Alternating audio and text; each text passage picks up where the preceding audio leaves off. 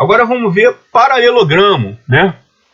O que vem a ser um paralelogramo, né? Paralelogramo, definição, propriedade. Bom, o paralelogramo é um quadrilátero que possui os lados opostos paralelos, né? Então vamos ver o paralelogramo. Todos os lados opostos são paralelos. Então aqui no caso, AD é paralela a BC, AB é paralela a DC. Essa é a definição de paralelogramo. Ó, lados opostos são congruentes, porque eles são paralelos, ângulos opostos são congruentes, ângulos adjacentes suplementares, né, e as diagonais se cruzam em pontos médios. Então essas são as características do paralelogramo. Então tu vê aí, ó, os lados opostos, né, Lzinho minúsculo é igual a Lzinho minúsculo, L maior lá, né, é igual a L maior, né, as diagonais vão se cruzar num ponto médio. O que significa esse ponto médio? Significa dizer que esse ponto médio aqui, ele vai estar exatamente no meio da diagonal, né? Então você vai ter essas conclusões. E os ângulos, eles são iguais, ó, os ângulos opostos são iguais. Então o azul aqui, ó, é igual ao outro lá, né? E o amarelo aqui igual ao que está oposto a ele. Agora vamos falar um pouquinho sobre losango, né? Definição de propriedade. Definição é um quadrilátero com 4 lados congruentes, né? Então, o losango, aí eu tenho um quadrilátero, né? E ele tem 4 lados congruentes.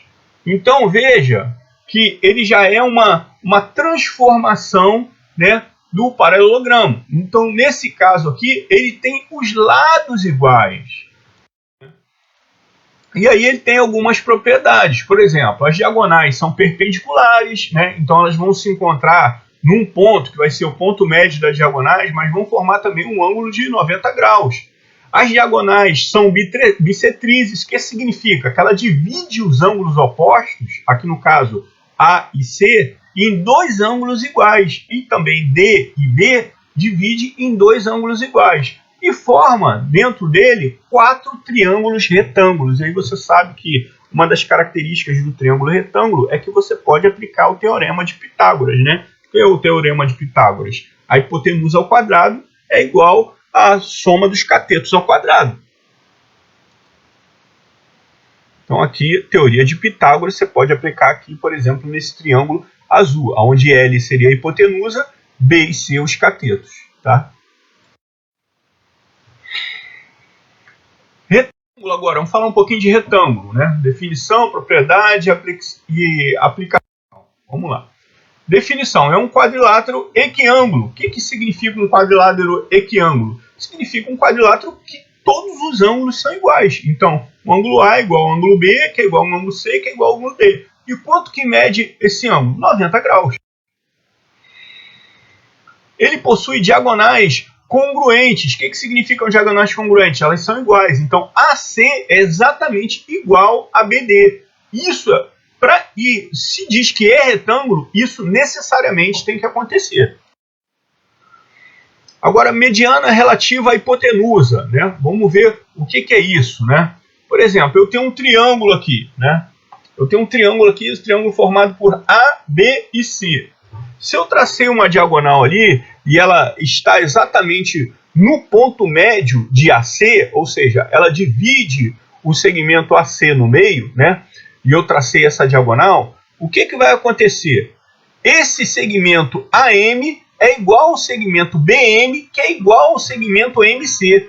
Gente, essa é uma característica que cai muito em prova e gente erra, fica fazendo um monte de cálculo porque não sabe disso. Tá? Agora vamos falar sobre quadrado. Primeira definição, né? Um quadrilátero regular. O que significa regular? Ele não só tem os ângulos iguais, mas ele tem também os lados iguais. Então, essa é a definição de quadrado, né?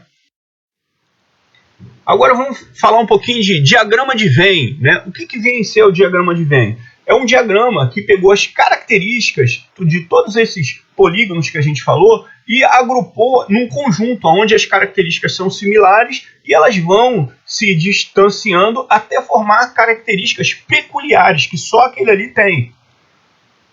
Por exemplo, ele chamou o U de um conjunto de todos os quadriláteros, né? E T o conjunto dos trapézios, P o conjunto dos paralelogramos, L, o conjunto dos losangos. R, o conjunto dos retângulos. E Q, o conjunto dos quadrados. Por que Q é o conjunto dos quadrados? Vê que o quadrado ele já se restringe muito porque ele tem características muito peculiares. E aí formou-se aqui o quê? O diagrama de Venn. É um diagrama onde mostra onde cada um está inserido. O que significa isso, né? Pô, eu posso dizer que um quadrado é um quadrilátero? Sim, um quadrado é um quadrilátero.